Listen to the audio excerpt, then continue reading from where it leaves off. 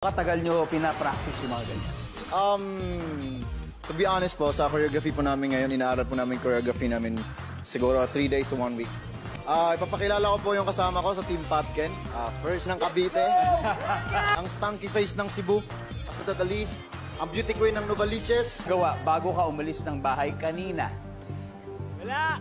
Nagsuot ng sapatos. Kumain. Kumain! Ito na! Sir, okay. Guys, sabay-sabay tayo. Tignan natin. Number 6, please. Pablo, ikaw. Answer. Ken, susundin mo pa sila o may sarili ka bilang team captain? Baboy. Baboy! Alright. Pakita nga natin ang papa-answer, guys. Nino ka pa nagpapapirma? Barangay Captain. Clearance po. Yan! Barangay Clearance Services.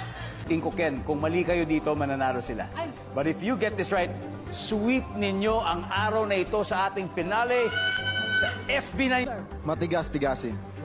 Matigas o tigasin. Natin ang team. Kulay ng school uniforms. Pare, ano masasabi mo sa inyong pagkapanalo? Tickets now, ticket